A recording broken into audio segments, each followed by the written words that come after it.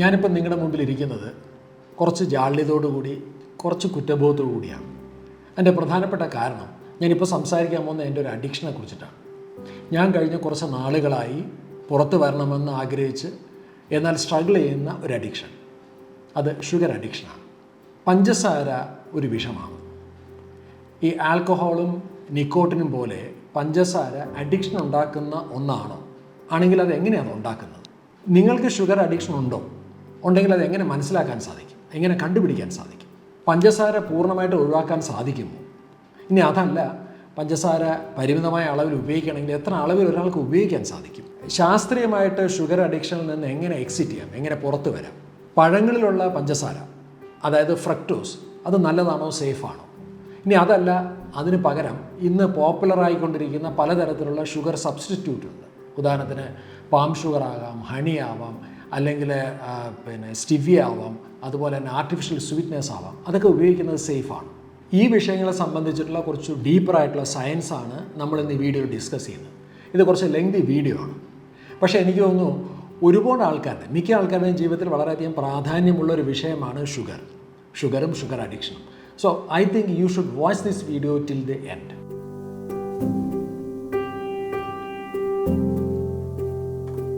പഞ്ചസാര വിഷമാണ്.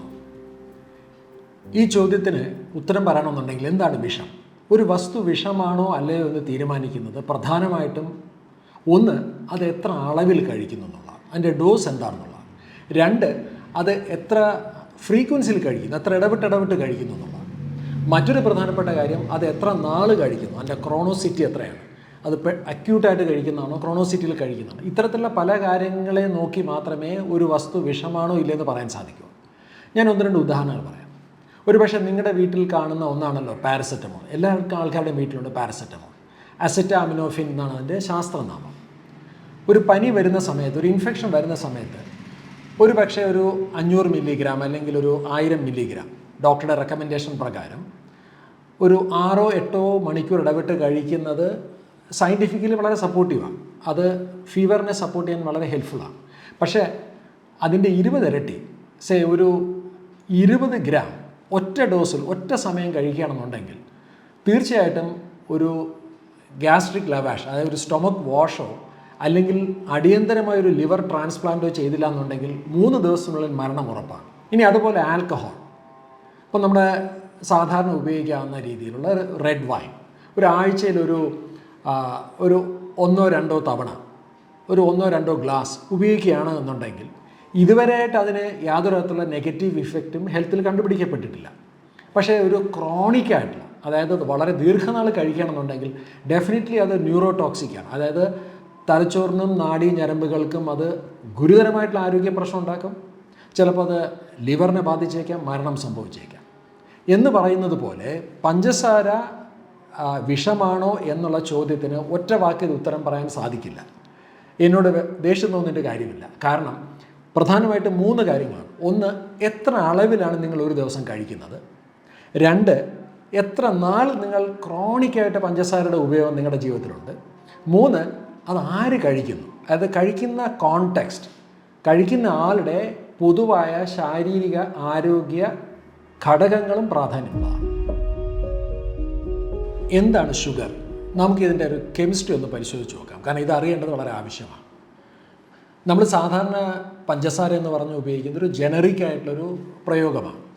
കുറച്ച് കെമിസ്ട്രി പരിശോധിച്ച് നോക്കിക്കഴിഞ്ഞാൽ, ഒന്ന്, സിമ്പിൾ ഷുഗർ അല്ലെങ്കിൽ സിംഗിൾ ഷുഗർ, ഒരു തന്മാത്ര മാത്രം അടങ്ങുന്ന ഷുഗർ മോളിക്യൂളാണ്. അതിൽ സാധാരണ വരുന്നത് ഗ്ലൂക്കോസ് വരാം, ഫ്രക്ടോസ് വരാം, ഗാലക്ടോസ് വരാം.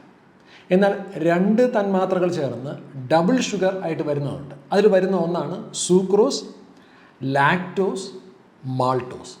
സൂക്രോസ് എന്ന് പറയുന്നത് നമ്മളുടെ ഗ്ലൂക്കോസും ഫ്രക്ടോസും കൂടെ ചേർന്നിട്ടുള്ളൊരു ഡബിൾ മോളിക്യൂളാണെങ്കിൽ, ലാക്ടോസ് എന്ന് പറയുന്നത് ഗ്ലൂക്കോസും ഗാലക്ടോസും ചേർന്നൊരു ഡബിൾ മോളിക്യൂളാണ്. ഇതിൽ ഈ പഞ്ചസാര എന്ന് പറയുന്ന നമ്മളുടെ table sugar, white refined sugar എന്ന് പറയുന്നത് സൂക്രോസാണ്. അത് എവിടെ നിന്നാണ് കിട്ടുന്നത് ചോദിച്ചാൽ, അത് എടുക്കുന്നത് കെയിൻ ഷുഗറിൽ നിന്നാണ്, അതായത് കരിമ്പിൽ നിന്നാണ്. പഞ്ചസാര ഉൽപ്പാദിപ്പിക്കുന്നത് നിങ്ങൾക്ക് ഒരുപക്ഷെ പലർക്കും അറിയാമായിരിക്കും. ഇതൊരു വളരെ വലിയൊരു ഇൻഡസ്ട്രിയാണ്, ഹ്യൂജ് ഇൻഡസ്ട്രിയാണ് ഷുഗർ ഇൻഡസ്ട്രി എന്ന് പറയുന്നത്. ഇന്ത്യയിലും US-ലും ബ്രസീലിലൊക്കെ തന്നെ $multi-million ഉണ്ടാക്കുന്ന ബിസിനസ്സുകൾപ്പെട്ട ഒന്നാണ് ഷുഗർ ഇൻഡസ്ട്രി. ഇതിനിടയിൽ ഉണ്ടാകുന്ന ഒരു ബൈ പ്രോഡക്റ്റാണ് മൊളാസസ്, അതായത് ശർക്കരപ്പാനി. അതിൽ നിന്നുണ്ടാക്കുന്ന ഒന്നാണ് ജാഗറി. ഇത് രണ്ടും ബൈ പ്രോഡക്റ്റുകളാണ്. ഈ ക്രിസ്റ്റലൈസ്ഡ് ആയിട്ടുള്ള ഡ്രൈഡ് ആയിട്ടുള്ള ഇതിനെ ആത്യന്തികമായി കിട്ടുന്നത് ഒരു ബ്രൗൺ നിറത്തിലിരിക്കുന്ന ബ്രൗൺ ഷുഗറാണ്. ബ്രൗൺ ഷുഗറിനെ വീണ്ടും ബ്ലീച്ച് ചെയ്തിട്ടാണ് നമ്മളുടെ ഇന്നത്തെ ടേബിൾ ഷുഗർ ഉണ്ടാക്കുന്നത്. അപ്പോൾ ഇതിനകത്ത് 2 മോളിക്യൂൾസ് ഉണ്ട്. ഒന്ന് ഗ്ലൂക്കോസ്, മറ്റൊന്ന് ഫ്രക്ടോസ്. ഇനി ഇത് രണ്ടൊന്ന് പരിശോധിച്ച് നോക്കാം. ഗ്ലൂക്കോസ് താരതമ്യേന മധുരം കുറവുള്ളൊരു ഘടകമാണ്. അതായത് നമ്മളുടെ ഗ്ലൂക്കോസ് ഉപയോഗിക്കുന്ന സമയത്ത് നമ്മളുടെ ബ്രെയിനിലെ റിവാർഡ് സെൻറ്റേഴ്സ് ഉണ്ട്. അതായത് ഒരു ഉന്മാദം ഉണ്ടാക്കുന്ന സെൻറ്റേഴ്സിനെ സ്റ്റിമുലേറ്റ് ചെയ്യാനായിട്ട് ഗ്ലൂക്കോസിൻ്റെ കഴിവ് താരതമ്യേന കുറവാണ്. അതിന് വിളിക്കുന്നത് സ്വീറ്റ് ഇൻഡെക്സ് എന്നാണ്. അതിൻ്റെ സ്വീറ്റ് ഇൻഡെക്സ് 0.74 ആണ്. എന്നാൽ ഫ്രക്ടോസിന് റിവാർഡ് സെൻറ്റേഴ്സിനെ സ്റ്റിമുലേറ്റ് ചെയ്യാനുള്ള കഴിവ് വളരെ അധികമാണ്. ഓൾമോസ്റ്റ് ഗ്ലൂക്കോസിൻ്റെ ഡബിളാണ്. ഫ്രക്ടോസ് ഗ്ലൂക്കോസും നിന്ന് അടങ്ങുന്ന റിഫൈൻഡ് ആയിട്ടുള്ള ഷുഗറാണ് ഇന്ന് ലോകത്ത് ഏറ്റവും പോപ്പുലർ ആയിട്ടുള്ള ഷുഗർ. അതോടൊപ്പം തന്നെ പാം ഷുഗറുണ്ട്, അതുപോലെ തന്നെ കോക്കനട്ട് ഷുഗറുണ്ട്. ഇതൊക്കെ ഇന്ന് പോപ്പുലർ ആയിക്കൊണ്ടിരിക്കുന്ന ഒന്നാണ്. എന്തായാലും ഇതെല്ലാം അടിസ്ഥാനപരമായി സൂക്രോസാണ്, ഡബിൾ ഷുഗേഴ്സാണ്. ഒരാൾക്ക് ഷുഗർ അഡിക്ഷൻ ഉണ്ടോ എന്നെങ്ങനെ കണ്ടുപിടിക്കാൻ പറ്റും, അല്ലെങ്കിൽ സ്വയം നിങ്ങൾക്ക് എങ്ങനെ തീരുമാനിക്കാൻ പറ്റും? ഞാൻ ഏറ്റവും കൂടുതൽ കേട്ടിട്ടുള്ള പല ആൾക്കാരിൽ നിന്ന് കേട്ടിട്ടുള്ള ഒരു സ്റ്റേറ്റ്മെൻറ്റാണ് എനിക്ക് സ്വീറ്റ് ടൂത്ത് ഉണ്ട് എന്നുള്ള. അങ്ങനെ പറഞ്ഞാൽ എൻ്റെ അർത്ഥം തീർച്ചയായിട്ടും അദ്ദേഹത്തിന് ഷുഗർ അഡിക്ഷൻ ഉണ്ട്. ഞാൻ ഉപയോഗിച്ച വാക്ക് അഡിക്ഷൻ എന്നാണ്. അഡിക്ഷൻ നമ്മൾ സാധാരണ പറയുന്നത് നിക്കോട്ടിനോ അല്ലെങ്കിൽ മോർഫിനോ കൊക്കൈനോ അല്ലെങ്കിൽ അതുപോലത്തെ മറ്റ് ലഹരി വസ്തുക്കൾക്കുമാണ് നമ്മൾ സാധാരണ അഡിക്ഷൻ എന്ന് പറയാറ്. എന്താണ് actually addiction? American psychiatric association അഡിക്ഷനെ സംബന്ധിച്ചിട്ട് ഉണ്ടാക്കിയിരിക്കുന്ന നിർവചനം പ്രത്യേകിച്ച് നോക്കിക്കഴിഞ്ഞാൽ diagnostic statistical manual for mental disorders DSM, അതിൽ 2 പ്രധാനപ്പെട്ട വിശേഷണങ്ങളാണ് അഡിക്ഷനുമായിട്ട് ബന്ധപ്പെട്ട് പറഞ്ഞിരിക്കുന്നത്. അതിൽ ഒന്ന് ടോളറൻസാണ്. ടോളറൻസ് പറഞ്ഞാൽ more and more for less and less എന്ന് പറഞ്ഞാൽ ഉപയോഗിക്കും തോറും ഉപയോഗിച്ചതിൻ്റെ അത്രയും ബെനിഫിറ്റ് കിട്ടണമെങ്കിൽ കൂടുതൽ വീണ്ടും വീണ്ടും ഉപയോഗിക്കണമെന്ന് തോന്നുന്ന ഒരു റെസ്പോൺസ് ഉണ്ടാക്കുന്ന ഒന്നിനെയാണ് ഈ ഒരു വിശേഷണത്തിൽ വരുന്നത്. ഒരുപക്ഷെ ഒരു ആൽക്കഹോൾ ഉപയോഗിക്കുന്ന ഒരാളെ സംബന്ധിച്ച് പോകെ കൂടുതൽ മദ്യത്തിൻ്റെ അളവ് ഉപയോഗിച്ചാൽ മാത്രമേ മുമ്പ് കിട്ടിക്കൊണ്ടിരുന്ന അത്രമാത്രം ഡോപ്പമിൻ റിലീസ് ഉണ്ടാവും. അതിൻ്റെ പ്രധാനപ്പെട്ട കാരണം ഡോപ്പമിൻ്റെ ഡൗൺ റെഗുലേഷൻ ഉണ്ടാകുന്നുണ്ടാകും. പക്ഷേ അൾട്ടിമേറ്റ്ലി ഇത് നമ്മുടെ നാഡീകോശങ്ങൾക്ക് ഗുരുതരമായിട്ട് തകരാറുണ്ടാക്കും. മറ്റൊന്ന് വിഡ്രോവൽ സിംറ്റംസാണ്. അതായത് ആ വസ്തുക്കൾ അയാളുടെ ജീവിതത്തിൽ നിന്ന് മാറ്റിയാൽ അതുണ്ടാക്കുന്ന ഒരു സിസ്റ്റമിക് ഇഫക്റ്റാണ്. സിസ്റ്റമിക് ഇഫക്റ്റ് എന്ന് പറഞ്ഞാൽ നമ്മുടെ ശരീരത്തിൽ ഉണ്ടാക്കുന്ന വ്യത്യാസങ്ങളാണ്. അത് ദഹന സംബന്ധമായ കാര്യങ്ങളായിരിക്കാം, ഹൃദയത്തിൻ്റെ പ്രവർത്തനങ്ങളിലായിരിക്കാം, തലച്ചോറിൻ്റെ പ്രവർത്തനത്തിലായിരിക്കാം, തുടങ്ങിയിട്ടുള്ള കാര്യങ്ങളൊക്കെ തന്നെ പ്രകടമായിട്ടുള്ള വ്യത്യാസങ്ങൾ ആ വ്യക്തിയിലുണ്ടാക്കും. ഒരുപക്ഷെ ഒരു സഡൻ വിഡ്രോവൽ ആണെങ്കിൽ ഗൗരവമുള്ള വയലൻസോ ക്രൈമോ ഒക്കെ ഉണ്ടാക്കുന്നതായിട്ട് നമുക്കറിയാം. എന്നാൽ 2013 DSM-5 ഇതിനോടൊപ്പം മറ്റൊരു പ്രധാനപ്പെട്ട ഫീച്ചറും കൂടി ആഡ് ചെയ്തു. അത് ഈ വസ്തുക്കൾ ഡിപ്പെൻഡൻസ് ഉണ്ടാക്കുന്നുണ്ടോ എന്നുള്ളതാണ്. എന്താണ് ഡിപ്പെൻഡൻസ്? നേരത്തെ ഞാൻ പറഞ്ഞ ശാരീരികമായിട്ടുള്ള വ്യത്യാസങ്ങൾ മാത്രമല്ല ഡിപ്പെൻഡൻസിൽ വരുന്നത്, കുറച്ചും കൂടി ഇൻറ്റേർണൽ ആയിട്ടുള്ള ബിഹേവിയറൽ ചേഞ്ചസ് ആണ്. അതായത് ഇപ്പോൾ ഉദാഹരണത്തിന് ആ വ്യക്തിയിൽ കുറച്ച് ഇറിറ്റബിലിറ്റി ഉണ്ടാകുന്നുണ്ടോ, കുറച്ച് ആങ്ഷ്യസ് ആവുന്നുണ്ടോ, അല്ലെങ്കിൽ ആ വസ്തുവിനെ അന്വേഷിച്ച് പോകാനുള്ളൊരു ടെൻഡൻസി ഉണ്ടാകുന്നുണ്ടോ, ഇനി ആ വസ്തു ഉപയോഗിച്ചാൽ അദ്ദേഹം കുറച്ചുകൂടെ ശാന്തനും കുറച്ചുകൂടെ സന്തോഷവാനും ആകുന്നുണ്ടോ, തുടങ്ങിയിട്ടുള്ള ബിഹേവിയറൽ ചേഞ്ചസ് വരുന്നതിനാണ് ആക്ച്വലി ഡിപ്പെൻഡൻസ് അല്ലെങ്കിൽ ആശ്രിതത്വം എന്ന് പറയുന്നത്. ഇൻട്രസ്റ്റിംഗ്ലി ഷുഗറിന് ഇത്തരത്തിലുള്ള ഷുഗർ വിഡ്രോവൽ നടക്കുകയാണെന്നുണ്ടെങ്കിൽ കൂടുതലും ഉണ്ടാകുന്ന ഇത്തരത്തിലുള്ള ആശ്രിതത്വവുമായിട്ട് ബന്ധപ്പെട്ടിട്ടുള്ള ചേഞ്ചസ് ആണ്. അതുകൊണ്ട് തന്നെ ഷുഗർ ഈസ് ആൻ അഡിക്റ്റീവ്. ഈ ഷുഗർ എന്ത് പ്രശ്നമാണ് നമ്മുടെ ശരീരത്തിൽ ഉണ്ടാക്കുന്നത്? ഞാൻ നേരത്തെ പറഞ്ഞു ഷുഗർ എന്ന് പറയുന്നത് സൂക്രോസ് എന്ന് പറയുന്നത് ഡബിൾ ഷുഗറാണ്. അതിനകത്ത് ഗ്ലൂക്കോസും ഉണ്ട് ഫ്രക്ടോസും ഉണ്ട്. നമുക്ക് ഓരോന്നോടെ പരിശോധിച്ച് നോക്കാം. ഗ്ലൂക്കോസ് നമ്മുടെ ലൈഫിൽ വളരെ പ്രധാനപ്പെട്ട ഒന്നാണ്. എനർജി ഉണ്ടാക്കാൻ ശരീരത്തിന് ഏറ്റവും അധികം ഡിപ്പെൻഡ് ചെയ്യാവുന്ന ഒന്നാണ് ഗ്ലൂക്കോസ്. ഒരു വ്യക്തിയുടെ മെറ്റബോളിസവും ആ വ്യക്തിയുടെ ദൈനംദിന ആവശ്യവും അനുസരിച്ച് പരിമിതമായ അളവിൽ ഗ്ലൂക്കോസ് ഭക്ഷണത്തിൽ ഉൾപ്പെടേണ്ടത് ആവശ്യം തന്നെയാണ്. പക്ഷേ എന്താണ് ഫ്രക്ടോസിൻ്റെ സ്ഥിതി? ലോകപ്രശസ്തമായിട്ടുള്ള 2-3 ബുക്കുകളുണ്ട്. അല്ല, ഒരു ബുക്കിൻ്റെ പേര് nature wants us to be fat, മറ്റൊന്ന് ദ ഷുഗർ ഫിക്സ്, മറ്റൊന്ന് ദ ഫാറ്റ് സ്വിച്ച്. ഈ 3 ബുക്കുകളുടെയും ഓഥർ ഡോക്ടർ റിച്ചാർഡ് ജോൺസൺ ആണ്. അദ്ദേഹം യൂണിവേഴ്സിറ്റി ഓഫ് കൊളറാഡോയുടെ വളരെ പ്രശസ്തനായിട്ടുള്ളൊരു ഇൻറ്റേർണൽ മെഡിസിൻ സ്പെഷ്യലിസ്റ്റാണ്. അദ്ദേഹം പറയുന്നത് ഈ ഫ്രക്ടോസ് എന്ന് പറയുന്നത് നമ്മളുടെ മൈറ്റോകോൺട്രിയയെ പോയിസൺ ചെയ്യുന്ന ഒന്നാണ് നിരന്തരമായി ഉപയോഗിക്കുകയാണ് എന്നുണ്ടെങ്കിൽ. അതിൻ്റെ പ്രധാനപ്പെട്ട കാരണം ഫ്രക്ടോസ് മെറ്റബോളൈസ് ചെയ്യാൻ വേണ്ടി നമ്മുടെ കോശങ്ങളുടെ മൈറ്റോകോൺട്രിയയിൽ ഉണ്ടാക്കുന്ന ക്രോണിക് ആയിട്ടുള്ള ഓക്സിഡേറ്റീവ് സ്ട്രെസ്സാണ്. ഇത് അദ്ദേഹം ശാസ്ത്രീയമായി പ്രൂവ് ചെയ്തിട്ടുണ്ട്. മസിൽ ബയോപ്സിയും അതുപോലെ ഇലക്ട്രോൺ മൈക്രോസ്കോപ്പ് സ്റ്റഡീസിൽ കൂടെ നിരന്തരമായി ഫ്രക്ടോസ് ഭക്ഷണത്തിൽ കൂടെ കടന്നു വരുന്ന വ്യക്തികളുടെ കോശങ്ങളിലെ മൈറ്റോകോൺട്രിയയുടെ ഫങ്ഷൻസ് പതുക്കെ താഴോട്ട് വരും. ATP പ്രൊഡക്ഷൻ താഴും. അതായത് ഊർജ്ജം ഉൽപ്പാദിപ്പിക്കാനുള്ള കോശങ്ങളുടെ കഴിവ് തന്നെ താഴോട്ട് പോകും. അതുകൊണ്ട് നമുക്കുണ്ടാകുന്ന ഏറ്റവും പ്രധാനപ്പെട്ട വിഷയം ഫെറ്റീഗാണ്. അപ്പോൾ മൈറ്റോകോൺട്രിയയുടെ പെർഫോമൻസ് താഴോട്ട് പോകുന്നു. മാത്രമല്ല, ഇത് ഉണ്ടാക്കുന്നത് ശരീരത്തിലെ കൊഴുപ്പിൻ്റെ ഉൽപ്പാദനം വർദ്ധിപ്പിക്കുന്നു. എസ്പെഷ്യലി അത് കരളിലെ കൊഴുപ്പിൻ്റെ ഉൽപ്പാദനം കൂട്ടുന്നു. വിസറൽ ഫാറ്റ്, ശരീരത്തിൻ്റെ ആന്തരിക അവയവങ്ങൾക്ക് ചുറ്റും കൂടുതൽ കൊഴുപ്പ് അടിഞ്ഞു കൂടുന്നു. ഒബേസിറ്റി ഉണ്ടാക്കുന്നു, അമിതവണ്ണം ഉണ്ടാക്കുന്നു. അതായത് ഫ്രക്ടോസ് നമ്മുടെ ശരീരത്തിൽ കാര്യമായിട്ടുള്ള ഒരു ബയോ കെമിക്കൽ ബെനിഫിറ്റ് ഇല്ലാത്ത ഒരു പോഷക വസ്തുവാണ്. ശരിക്കും പറഞ്ഞാൽ അതൊരു കംപ്ലീറ്റ്ലി വെസ്റ്റീജിയലായിട്ടുള്ള അല്ലെങ്കിൽ ഒരു ഗാർബേജ് ലൈക്ക് ന്യൂട്രിയൻ്റ് ആണെന്ന് പറയുന്നതിന് പോലും മടിക്കണ്ട എന്നാണ് അദ്ദേഹത്തിൻ്റെ അഭിപ്രായം. ഡോക്ടർ റോബർട്ട് ലസ്റ്റിക്, അദ്ദേഹം ഒരു പീഡിയാട്രിക് എൻഡോക്രൈനോളജിസ്റ്റാണ്. അദ്ദേഹം പറയുന്നത് കുട്ടികൾക്ക് നൽകാവുന്ന മദ്യമാണ് ഷുഗർ അടങ്ങുന്ന, പ്രത്യേകിച്ചും ഹൈ ഫ്രക്ടോസ് കോൺ സിറപ്പ് അടങ്ങുന്ന ഭക്ഷണങ്ങളും ഭക്ഷണപാനീയങ്ങളും. അതായത് കുട്ടികളിൽ non alcoholic fatty liver disease അതുണ്ടാക്കാനും അമിതവണ്ണം ഉണ്ടാക്കാനും എന്തിന് ടൈപ്പ് 2 ഡയബറ്റീസ് ഉണ്ടാക്കാൻ വരെ കാരണമാകാൻ സാധ്യതയുള്ള ഒന്നാണ് ഈ ഹൈ ഫ്രക്ടോസ് കോൺ സിറപ്പും അതുപോലെ തന്നെ ഷുഗർ. മാത്രമല്ല, ഈ പഠനം നടത്തിയ കുട്ടികളിൽ വളരെയധികം പ്രകടമായ രീതിയിലുള്ള ബിഹേവിയറൽ ചേഞ്ചസ്, അതായത് കുട്ടികളുടെ ആങ്സൈറ്റി, ഇറിറ്റബിലിറ്റി, അറ്റൻഷൻ ഡിസോർഡർ, അതുപോലെ തന്നെ മൂഡ് സ്വിങ്സ്, ഇതിലും വളരെയധികം വ്യത്യാസമുണ്ടായി. അതായത് ഫ്രക്ടോസ് ഒരു മൈറ്റോകോൺട്രിയൽ ടോക്സിനാണ്. നമ്മളുടെ ഭക്ഷണക്രമത്തിൽ നിന്ന് പഞ്ചസാരയും അതുപോലെ തന്നെ ഹൈ ഫ്രക്ടോസ് കോൺ സിറപ്പും ഒഴിവാക്കാൻ അത്ര എളുപ്പമാണ്? അത്ര എളുപ്പമല്ല എന്നാണ് പഠനങ്ങൾ പറയുന്നത്. ഏതാണ്ട് 262 പരം ഷുഗർ വേരിയൻസ് ഇന്ന് ഫുഡ് ഇൻഡസ്ട്രി ലഭ്യമാക്കിയിട്ടുണ്ട്. എന്ന് പറഞ്ഞാൽ നമുക്കൊരു പക്ഷേ ഒരു ലേബൽ വായിച്ചാൽ പോലും കണ്ടുപിടിക്കാൻ പറ്റാത്ത രീതിയിലുള്ള വൈവിധ്യങ്ങളായിട്ടുള്ള പലതരത്തിലുള്ള പല ഫോർമാറ്റുകളാണ് ഇന്ന് നമ്മുടെ food industry, especially ultra processed food industry ഭക്ഷണങ്ങളിൽ ഉപയോഗിക്കുന്നത്. ഇത് ഉപയോഗിക്കുന്നതിൻ്റെ പ്രധാനപ്പെട്ട കാരണങ്ങളിൽ ഒന്ന് വേറെ ഒന്നുമില്ല, കഴിക്കുന്ന ആൾക്കാരിൽ ഒരു അഡിക്റ്റീവായിട്ടുള്ള നേച്ചർ ഉണ്ടാക്കുക എന്നുള്ളത് തന്നെയാണ്. ഒന്ന് ആലോചിച്ച് നോക്കിയേ, നിങ്ങളറിയാതെ അല്ലെങ്കിൽ നമ്മളറിയാതെ നമ്മൾ കഴിക്കുന്ന ഭക്ഷണത്തിൽ നേർപ്പിച്ച അളവിൽ കൊക്കൈൻ സ്ഥിരമായി ഉപയോഗിക്കുകയാണെങ്കിൽ നമ്മുടെ സ്ഥിതി എന്തോ? ഏതാണ്ട് അതിന് സമാനമല്ലേ ഞാൻ ഈ പറഞ്ഞ പഞ്ചസാരയും അതുപോലെ തന്നെയുള്ള മറ്റ് രാസവസ്തുക്കളും നമ്മുടെ ഭക്ഷണത്തിൽ ഉണ്ടാക്കുന്നത്? അങ്ങനെയാണെങ്കിൽ ഫ്രക്ടോസ് ധാരാളം അടങ്ങിയിട്ടുള്ള പഴങ്ങളുടെ കാര്യം എങ്ങനെയാണ്? ഹോൾ ഫ്രൂട്ട് എടുക്കാം. ഹോൾ ഫ്രൂട്ടിൽ ഇഷ്ടം പോലെ ഫ്രക്ടോസ് ഉണ്ട്. ഞാൻ നേരത്തെ പറഞ്ഞു, അതുകൊണ്ടാണ് ഫ്രൂട്ട്സ് എന്നുള്ള പേര് തന്നെ വന്നത്. ഫ്രക്ടോസ് അടങ്ങുന്നതുകൊണ്ടാണ് ഫ്രൂട്ട് എന്ന് പറയുന്നത്. പക്ഷേ ഫ്രൂട്ട്സിനകത്തുള്ള ഏറ്റവും വലിയ അഡ്വാൻറ്റേജ്, ഹോൾ ഫ്രൂട്ട് ആണെങ്കിൽ ഈ ഫ്രക്ടോസിൻ്റെ മൈറ്റോകോൺട്രിയൽ പ്രോബ്ലംസ് ഉണ്ടാക്കാൻ പറ്റുന്ന ഒരു ആൻറ്റിഡോട്ട്, ഒരു മറുമരുന്ന് കൂടി ഫ്രൂട്ട്സിനകത്തുണ്ട്. അത് ഫ്രൂട്ട്സിൽ അടങ്ങിയിരിക്കുന്ന ഫൈബറാണ്, നാരുകളാണ്.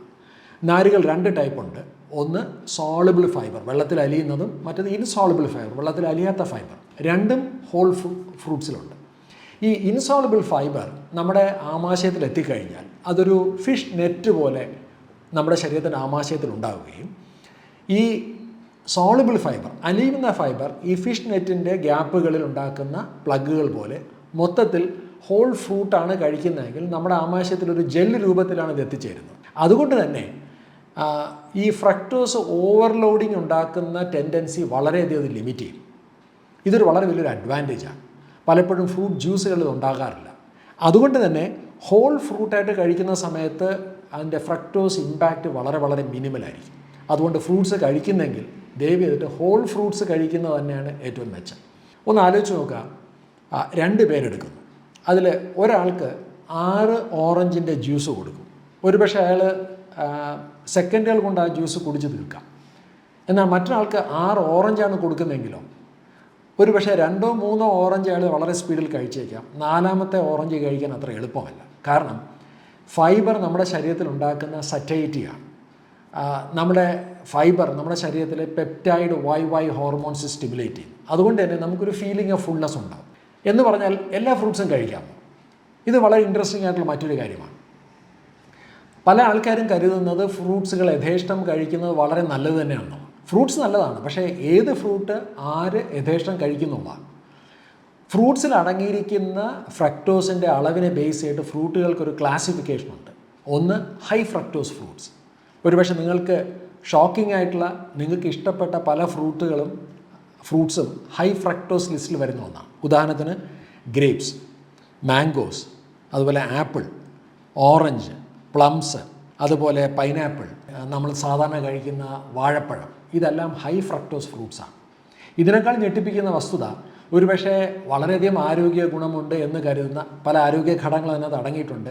ഡേറ്റ്സും അതുപോലെ തന്നെ ഫിഗും ഡ്രൈ ഫ്രൂട്ട്സും വളരെയധികം ഫ്രക്ടോസ് അടങ്ങുന്ന ഒന്നാണ്. അതുകൊണ്ട് ഇത് വളരെ പരിമിതമായ രീതിയിൽ മാത്രമേ ഹൈ ഫ്രക്ടോസ് ഫ്രൂട്ട്സ് ഉപയോഗിക്കേണ്ടതുള്ളൂ. എന്നാൽ ഫ്രക്ടോസിൻ്റെ അളവ് കുറവുള്ള ഫ്രൂട്ട്സ് ആണെങ്കിൽ നമുക്ക് ലിബറലായിട്ട് ഉപയോഗിക്കാം. ഉദാഹരണത്തിന് നോക്കിക്കഴിഞ്ഞാൽ ബെറീസ്, അതുപോലെ തന്നെ കിവി, അവോക്കാഡോ, ഗ്രീൻ ആപ്പിൾ, ഇതൊന്നും നമ്മുടെ നാട്ടിൽ അത്ര സുലഭമല്ല. ഞാൻ പറഞ്ഞതിനർത്ഥം ഫ്രൂട്ട്സ് ഉപയോഗിക്കുന്നുണ്ടെങ്കിൽ ഹൈ ഫ്രക്ടോസ് ഫ്രൂട്ട്സ് വളരെ ഡെസേർട്ട് പോലെ വളരെ കുറച്ചും ഉപയോഗിക്കുക. അതോടൊപ്പം തന്നെ ലോ ഫ്രക്ടോസ് ഫ്രൂട്ട്സുകൾ വേണമെങ്കിൽ യഥേഷ്ടം നമുക്ക് ഉപയോഗിക്കാൻ സാധിക്കും. അങ്ങനെയാണെങ്കിൽ നമുക്ക് ഷുഗർ അഡിക്ഷൻ ഉണ്ടെങ്കിൽ ആ ഷുഗർ അഡിക്ഷൻ നമുക്ക് എങ്ങനെ എക്സിറ്റ് ചെയ്യാം, അതിൽ നിന്ന് എങ്ങനെ പുറത്തു വരാം? ശാസ്ത്രീയ പഠനങ്ങൾ പറയുന്നത് ഇതിന് നമുക്ക് വേണ്ടത് മിനിമം 3 വീക്സാണ്, 3 ആഴ്ച വേണം. സോ 3 വീക്സ് കൊണ്ട് നമുക്ക് വേണമെങ്കിൽ ഷുഗർ അഡിക്ഷൻ നിന്ന് പുറത്തു വരാൻ സാധിക്കും. എങ്ങനെ സാധിക്കും? ക്ലാസിക്കലായിട്ട് 2 അപ്രോച്ചാണ് ഉള്ളത്. ഒന്ന് അതിനെ വിളിക്കുന്നത് കോൾഡ് ടർക്കി അപ്രോച്ച് എന്ന് പറയും. അതായത് ഒറ്റ ദിവസം കൊണ്ട് തന്നെ പൂർണ്ണമായിട്ട് അതിൽ നിന്ന് പുറത്തു വരിക എന്നുള്ളതാണ്. ഈ വളരെ ഒരു ക്ലിനിക്കലി മോണിറ്റേർഡുള്ള കണ്ടീഷൻസിൽ കൊക്കൈനിലും ഹെറോയിനും നിക്കോട്ടിനും തുടങ്ങിയിട്ടുള്ള ലഹരി വസ്തുക്കളിലൊക്കെ അങ്ങനത്തെ ഒരു അപ്രോച്ച് എടുക്കാറുണ്ട്. ഷുഗർ ഡി അഡിക്ഷൻ വേണമെങ്കിൽ എടുക്കാൻ പറ്റുന്ന ഒരു നല്ലൊരു സ്റ്റെപ്പ് ഒറ്റ ദിവസം കൊണ്ട് ആഡഡ് ഷുഗർ കംപ്ലീറ്റ് ആയിട്ട് അങ്ങ് സ്റ്റോപ്പ് ചെയ്യാന്നുള്ളതാണ്. അല്ലെങ്കിൽ രണ്ടാമത്തെ മെത്തേഡ് വീനിങ് മെത്തേഡാണ്. അതായത് വളരെ സാവധാനത്തിൽ കുറച്ച് കൊണ്ടുവരാമെന്നുള്ളതാണ്. ഒരു എക്സ്ട്രീം സ്റ്റെപ്പിലോട്ട് പോകാതെ അങ്ങനെ വേണമെങ്കിൽ ചെയ്ത് നോക്കാം. പക്ഷേ ഷുഗറിനെ സംബന്ധിച്ചൊരു പ്രധാനപ്പെട്ട പ്രശ്നം, നമ്മൾ ഏതൊക്കെ രീതിയിൽ കൂടെയാണ് നമ്മുടെ ശരീരത്തിൽ ഷുഗർ എത്തിച്ചേരുന്നത് നമുക്കറിയാൻ അത്ര എളുപ്പമല്ല. ഞാൻ നേരത്തെ പറഞ്ഞു, ഇന്ന് മാർക്കറ്റിൽ ഏകദേശം 260-ൽ പരം പല പേരിലുള്ള പല ഷുഗറുകൾ നമുക്കിന്ന് ലഭ്യമാണ്. അതുകൊണ്ട് അത് അത്ര എളുപ്പമുള്ള മാർഗ്ഗമല്ല. അപ്പോൾ ചെയ്യാൻ പറ്റുന്ന ഏറ്റവും പ്രധാനപ്പെട്ട രണ്ടാമത്തെ ഒരു മാർഗ്ഗം, ആദ്യം നമുക്ക് ചെയ്യാവുന്നത് നമ്മളുടെ ആഡഡ് ഷുഗറിനെ കംപ്ലീറ്റ് ആയിട്ട് കട്ട് ചെയ്യുക എന്നുള്ളതാണ്. ആഡഡ് ഷുഗറിനെ കട്ട് ചെയ്തിട്ട് കൂടുതലും വളരെ നാച്ചുറലായിട്ടുള്ള ഹോളായിട്ടുള്ള ഫുഡുകളിലോട്ട് ഷിഫ്റ്റ് ചെയ്യുക. അതായത് ധാന്യങ്ങൾ, പച്ചക്കറികൾ, ഇലക്കറികൾ, നട്ട്സ്, സീഡ്സ്, അതുപോലെ ഫിഷ്, മീറ്റ്, എഗ്ഗ്. ഇവിടെ വളരെ ഇൻട്രസ്റ്റിംഗ് ആയിട്ട് എനിക്ക് തോന്നിയിട്ടുള്ള, എനിക്ക് വളരെയധികം ഇൻട്രസ്റ്റിംഗ് ആയിട്ട് തോന്നിയ ഒരു പഠനം, പ്രശസ്തനായിട്ടുള്ളൊരു ഒബേസിറ്റി എപ്പിഡമിയോളജിസ്റ്റ് ഉണ്ട്. അദ്ദേഹം സാമൂഹ്യ പഠനങ്ങൾ നടത്തുന്നൊരു വ്യക്തിയാണ്. അദ്ദേഹത്തിൻ്റെ പേര് ഡോക്ടർ കാർലോസ് മൊണ്ടേറോ എന്നുള്ളതാണ്. അദ്ദേഹം ഡെവലപ്പ് ചെയ്തിട്ടുള്ളൊരു ക്ലാസിഫിക്കേഷൻ, അതിനെ പറയുന്നത് നോവ ക്ലാസിഫിക്കേഷൻ എന്നാണ്. അതായത് ഈ ഫുഡ് പ്രോസസ്സിങ്ങിൻ്റെ കാറ്റഗറൈസേഷനെ സംബന്ധിച്ച് അദ്ദേഹം ഉണ്ടാക്കിയെടുത്തൊരു ടേബിളാണ്. അതിനകത്ത് 4 ക്ലാസിഫിക്കേഷൻസ് ഉണ്ട്. Class 1, class 2, class 3, class 4. ഞാനൊന്ന് വിശദമാക്കാം. ക്ലാസ് 1, ഇപ്പോൾ ഉദാഹരണം പറഞ്ഞാൽ ഒരു ഹോൾ ആപ്പിൾ, മരത്തിൽ നിന്ന് കിട്ടുന്നൊരു ആപ്പിൾ ക്ലാസ് 1 ആണ്. എന്നാൽ ആപ്പിളിൻ്റെ തൊലിയെല്ലാം കളഞ്ഞ് സ്ലൈസ് ചെയ്ത് അതിൻ്റെ കുരുവൊക്കെ എടുത്ത് മാറ്റി വെച്ചാൽ ക്ലാസ് 2 ആണ്. ആപ്പിൾ ഒന്ന് മാഷ് ചെയ്ത് കുറച്ച് പ്രിസർവേറ്റീവ്സും ഷുഗറും ഒക്കെ ചേർത്ത് ഉണ്ടാക്കുന്ന ഒരു സാധനം, ആപ്പിൾ സോസ്, അത് ക്ലാസ് 3 ആണ്. ആപ്പിൾ പൈ, ഇപ്പോൾ മക്ഡൊണാൾഡ്സിലൊക്കെ പോയാൽ നമുക്ക് വാങ്ങിക്കാൻ കിട്ടുന്നതാണ് ആപ്പിൾ പൈ, അത് ക്ലാസ് 4 ആണ്. നമ്മളുടെ നാടൻ രീതിയിൽ ചിന്തിക്കുകയാണെങ്കിൽ ഞാനൊരു ഉദാഹരണം പറയാം. ഒന്ന് നേന്ത്രപ്പഴം, ക്ലാസ് 1. നേന്ത്രപ്പഴം ഒന്ന് പുഴുങ്ങി തൊലിയെല്ലാം കളഞ്ഞാൽ വേണമെങ്കിൽ നമുക്കതിനെ ക്ലാസ് 2 എന്ന് വിളിക്കാം. ആക്ച്വലി ഈ ക്ലാസ് 1ഉം ക്ലാസ് 2ഉം ഓക്കെയാണ്, വളരെ ഹെൽത്തിയാണ്. ഇനി ക്ലാസ് 3 എന്താണ്? പഴം ഒന്ന് നുറുക്കി പഞ്ചസാരയൊക്കെ ചേർത്ത് കുറച്ച് നെയ്യും തേങ്ങയും ഒക്കെ ഇട്ട് ഉണ്ടാക്കുന്ന സാധനം ഒരു പക്ഷേ ക്ലാസ് 3യിലോട്ട് പോയി. ഇനി എന്താണ് ക്ലാസ് 4? എനിക്ക് തോന്നുന്നു നമ്മളുടെ പഴംപൊരിയും മൈദയൊക്കെ ഇട്ട് ചേർത്തുണ്ടാക്കുന്ന പഴംപൊരിയും ചിപ്സും അല്ലെങ്കിൽ പഴവും പഞ്ചസാരയും എല്ലാം കൂടെ ചേർത്തുണ്ടാക്കുന്ന പഴം പായസവും ഒരുപക്ഷെ ക്ലാസ് 4 എടുക്കാൻ നോക്കും. ക്ലാസ് 3 ലിമിറ്റ് ചെയ്യുക. ക്ലാസ് 4 കഴിവതും ഒഴിവാക്കാൻ പറ്റുമെങ്കിൽ ഏറ്റവും നല്ലത്. അപ്പോൾ ഇത്തരത്തിലുള്ളൊരു ഭക്ഷണക്രമത്തെക്കുറിച്ച് എന്തുകൊണ്ട് ചിന്തിച്ചുകൂടാ? ഇനി വേണമെങ്കിൽ ഇത്ര ഡോഗ്മാറ്റിക് ആയിട്ടുള്ള ഒരു പിടിവാശിയില്ലാത്ത ഒരു അപ്രോച്ച് വേണമെങ്കിൽ മൂന്നാമതായിട്ട് പറയാം. അതൊന്ന്, നമ്മൾ ആഡഡ് ഷുഗർ പൂർണ്ണമായിട്ട് അങ്ങ് ഒഴിവാക്കുന്നില്ല, നമ്മൾ ഉൾപ്പെടുത്തുന്നു തന്നെ വിചാരിക്കുക. പക്ഷേ ഉൾപ്പെടുത്തുന്നുണ്ട് എന്നുണ്ടെങ്കിൽ നിങ്ങൾക്ക് എത്ര ഷുഗർ ഒരു ദിവസം പരമാവധി കഴിക്കാം, ആഡഡ് ഷുഗർ പരമാവധി എത്ര കഴിക്കാം എന്നുള്ളത് അറിയേണ്ടത് ആവശ്യമാണ്. ഇതും പഠനങ്ങൾക്കുള്ളിൽ തെളിയിക്കപ്പെട്ടിട്ടുണ്ട്. അതായത് നമ്മളുടെ കരലിന് ഒരു ദിവസം എത്ര ഷുഗർ ഹാൻഡിൽ ചെയ്യാൻ പറ്റും. ഒരു പ്രായപൂർത്തിയായ പുരുഷനാണെങ്കിൽ ഹാൻഡിൽ ചെയ്യാൻ പറ്റുന്നത് 37 ഗ്രാമാണ്, സ്ത്രീ ആണെങ്കിൽ 25 ഗ്രാം, കുട്ടികൾക്കാണെങ്കിൽ 12.5 ഗ്രാം 12.5 ഗ്രാം, തീരെ ചെറിയ കുട്ടികൾക്കാണെങ്കിൽ 3 ഗ്രാം, പിന്നെ കൈക്കുഞ്ഞോ അല്ലെങ്കിൽ അതുപോലത്തെ ഇൻഫൻസിനാണെങ്കിൽ പഞ്ചസാര ഉപയോഗിക്കാനേ പാടില്ല. അപ്പോൾ ഇത് നമുക്കൊരു തീവ്രവാദമില്ലാതെ തന്നെ കുറച്ച് ഒന്ന് മെയ് വഴക്കത്തിൽ പോകാൻ പറ്റുന്ന ഒരു സമീപനമാണ്. അതായത് ആഡഡ് ഷുഗറിൻ്റെ ഇൻടേക്ക് ലിമിറ്റ് ചെയ്യാം. ഇനി നാലാമത്തെ പ്രധാനപ്പെട്ട കാര്യം, ഇപ്പോൾ മൂന്നാമത് ഞാൻ പറഞ്ഞ ഡോസ് ആണെങ്കിൽ നാലാമത്തെ കാര്യം ആര് കഴിക്കുന്നു എന്നുള്ളതാണ്. ആരാണ് ഷുഗർ ഉപയോഗിക്കുന്നുള്ളതാണ്. ആര് കഴിക്കുന്നു എന്നുള്ളതൊരു കോണ്ടെക്സ്റ്റാണ്, അല്ലെങ്കിൽ പശ്ചാത്തലമാണ്. ഉദാഹരണത്തിന് നിങ്ങളുടെ ഫാസ്റ്റിംഗ് ഇൻസുലിനെ കുറിച്ച് നമ്മൾ പല സമയത്ത് ചർച്ച ചെയ്തിട്ടുണ്ട്, പല വീഡിയോകൾ ചർച്ച ചെയ്തിട്ടുണ്ട്. അതിനെക്കുറിച്ച് എൻ്റെ പ്രസക്തിയെക്കുറിച്ചിട്ടുള്ളൊരു ലിങ്ക് ഞാനിവിടെ ഷെയർ ചെയ്യാം.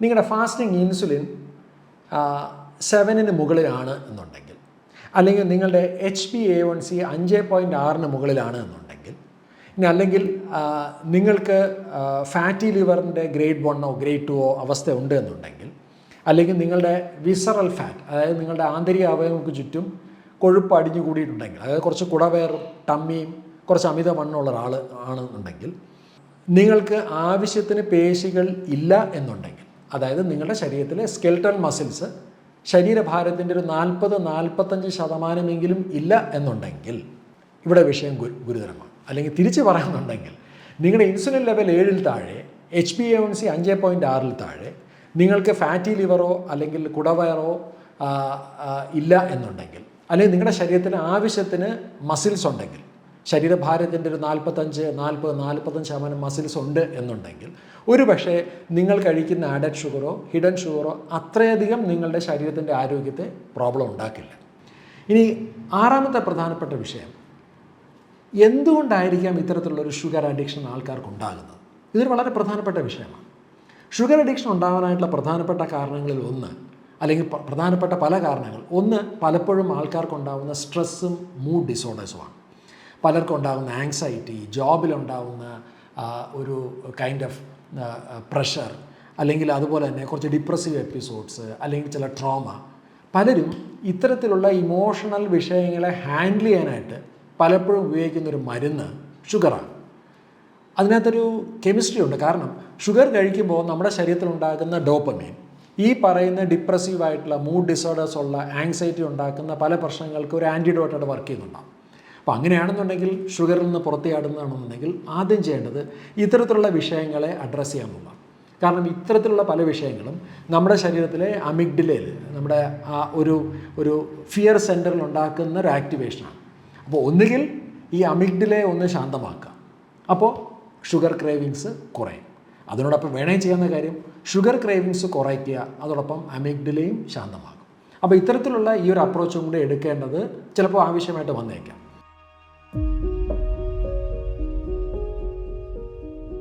ഷുഗർ അഡിക്ഷൻ ഇന്ന് പരിഹാരമായിട്ട് പല ആൾക്കാരും പോപ്പുലറായിട്ട് ഉപയോഗിച്ചുകൊണ്ടിരിക്കുന്ന ഒന്നാണ് ഷുഗർ സബ്സ്റ്റിറ്റ്യൂട്ടുകൾ.